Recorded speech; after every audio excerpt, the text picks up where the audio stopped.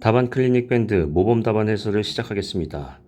자, 기본적인 내용은 우리 먼저 강의를 드렸죠. 그래서 간단하게 핵심만 짚고 가겠습니다.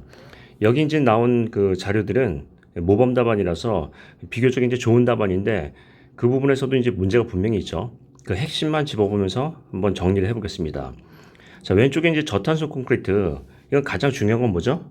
기술의 핵심 원리예요. 즉 우리가 얘기하면 기존의 고로 슬래그 시멘트가 있죠. 고로 슬래그를 사용하는 시멘트가 있는데 여기에서의 어떤 2차 반응 원리가 있죠. 2차 반응 원리가 있어요. 우리가 얘기하면 잠재적 수경성인데 이 2차 반응 원리를 굉장히 혁신적으로 개선을 했죠. 개선을 한 게 우리가 얘기하는 저탄소 콘크리트라는 얘기죠. 그러니까 이 개선된 어떤 핵심 기술에 대한 부분을 설명을 해야죠. 즉 무슨 얘기냐면 미분말로 예를 들어서 고로슬래그에 대한 치환율을 높이고 얘를 미분말로 했다라는 거죠. 자, 미분말로 하면 어떻게 된다? 비표면적이 커지니까 비표면적이 커져서 반응 속도가 증가하면서 어떤 강도 증진을 조기에 낼 수 있다라는 거고요. 그 다음에 여기서 문제가 되는 게 뭐예요? 비활성 재료이면서 얘가 알카리성이 없다라는 거죠. 그래서 칼슘계 또는 알카리계에 어떤 촉진제를 넣는데 그냥 촉진제를 넣으면은 얘가 친환경적인 부분이 아닐 수도 있겠죠. 그래서 뭘 한다? 칼슘계, 부산물, 쓰레기를 넣는다는 얘기죠. 부산물을 넣었다 해가지고 어떤 기술적인 부분을 했으니까 각각의 투입 재료별 기능과 어떤 목적 같은 게 제대로 설명이 돼야 되겠죠. 즉 메커니즘. 이게 핵심이에요. 그 다음에 중요한 건 뭐죠? 품질 특성이에요. 이런 거를 쓰면 어떤 품질 특성이 있느냐. 즉 예를 들면 강도가 올라가느냐, 내려가느냐. 아니면 내구성이 떨어지느냐 아니면 올라가느냐. 내구성도 여러 가지가 있겠는데 염해 저항성은 어떤지 중성화 저항성은 어떤지 구체적으로 써줘야죠. 그래서 이런 것들을 사용하면 품질 특성이 어떻게 변하는지를 설명하셔야 돼요. 그래서 핵심을 보면 제일 중요한 건 뭐예요? 경화 원리. 우리가 이제 보시면은 경화 원리가 있죠. 경화 원리하고 그 다음에 품질 특성. 이 두 가지가 가장 기본이죠. 근데 이제 내용을 보시면 정의 나왔고 사용 목적 나왔는데 어떻게 해서 이게 경화가 되는지 어떻게 해서 효과를 내는지 하는 원리가 빠졌죠. 자, 그 다음에 일반적인 특성 비교를 했는데 중요한 부분은 뭐냐면 이 일반 콘크리트가 중요한 게 아니라 이 내용인 자체가 중요하죠.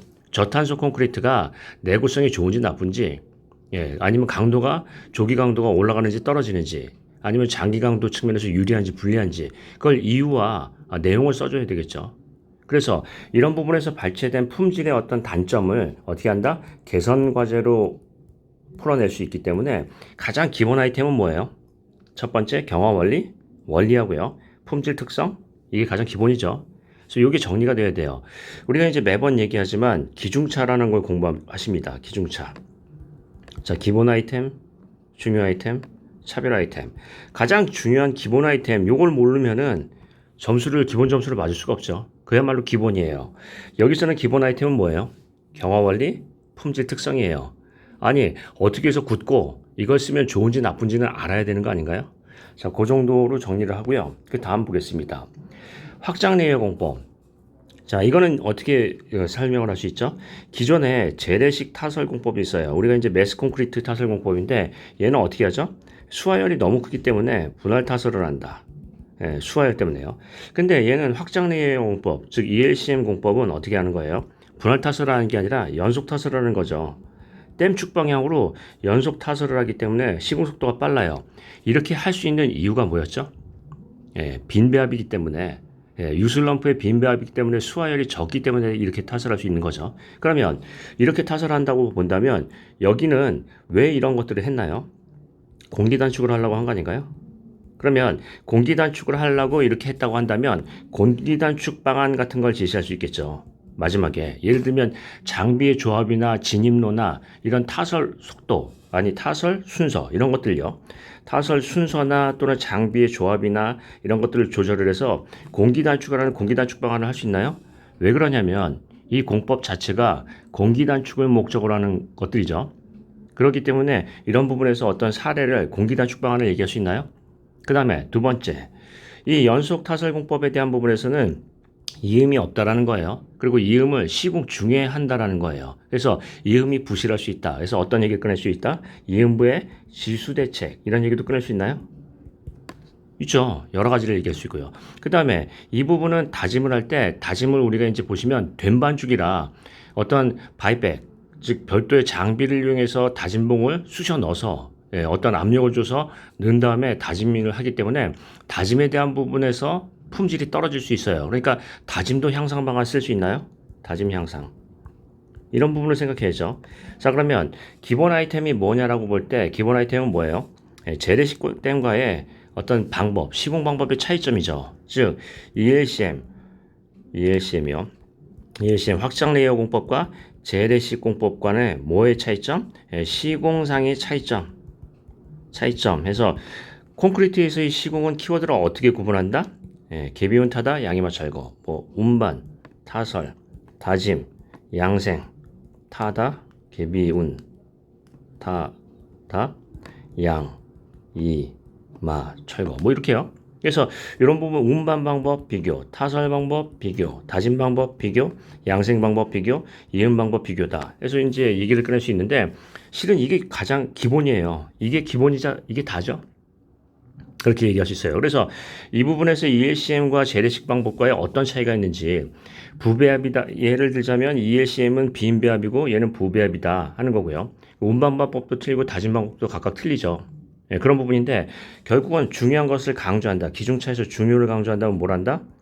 이게 공기를 단축하기 위해서 하는 거니까 더 단축할 수 있는 어떤 사례, 공기 단축 사례나 방안 또는요 지수 대책, 다짐도 향상 방안 이런 얘기가 나올 수 있겠네요. 그래서 여기 보시면 특징에 좋은 말을 잘 쓰셨어요. 뭐 이 정도 쓰셔도 충분히 이제 합격을 할 수가 있겠지만 기본적으로 확장 레이어가 기존에 우리 이제 분할 타설하는 재래식 공법과 뭐가 차이가 있는지 라는 부분하고요. 그걸 구체적으로 비교를 해보고요. 그 다음에 중요한 걸 강조한다면 어떤 부분이 있다?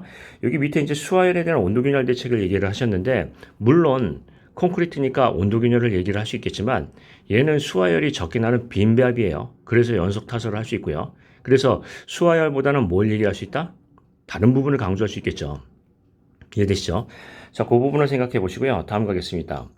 자, 이 문제는 이제 부력의 안정대책이에요. 실은 시험 문제 부력하고 나온 거하고 안정대책하고 나온 건 틀리죠. 그래서 안정대책은 뭐예요? 공법 유형이다. 공법 유형. 그래서 어떻게 푼다? 안전대책공의 대책공의 종류, 대책공의 특징, 대책공 적용 시 유의사항 이렇게 풀어야 되겠죠. 그런데 이 대책공이 어떤 원리로 되어 있냐면 뭐예요? 우리 이제 안전율, 부력에 대한 어떤 안정 조건이 있죠. 안정 조건이 있는데 안정 조건은 안전율에 대해서 보시면 뭐 한다? 부력에 대한 작용력과 저항력의 관계죠. 저항력, 그 다음에 작용력 이 부분을 설명을 먼저 하신다면 대책공의 종류는 뭐예요? 저항력을 증대시키는 방법, 작용력을 감소시키는 방법 이렇게 이제 표현할 수 있겠죠. 그래서 기본 아이템은 어떤 얘기를 꺼낼 수 있죠? 안정 조건을 설명하고 안정 조건에 대한 안정 대책 이게 가장 기본 아이템이죠. 그래서 이게 답안을 보시면 안전율 검토 저항기구 있는데 실은 이 얘기가 같은 얘기예요. 그래서 이 얘기를 하나로 표현을 해주시고요. 짧게 표현을 한다. 실은 요것만 나와도 되죠. 요거. 즉 안전율, 저항력과 작용력. 그래서 어떤 얘기를 한다? 안정 조건. 조건을 먼저 설명하고요. 안정 조건에 따른 안정 대책을 설명을 합니다. 그래서 저항하느냐, 저하느냐 하는 거고요. 그 다음에 이제 중요공법의 특징을 설명하셔야죠. 그 다음에 주의사항을 한다.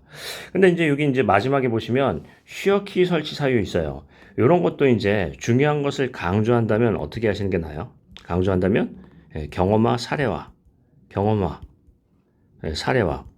즉 어떤 현장에서 공법을 봤는데 부력 말뚝을 했다. 부력 말뚝을 했더니 얘가 개소수에 따라서 어떻게 금액이 얼마 나왔다. 즉 우리 이제 그 시공비가 얼마가 나왔다. 높다.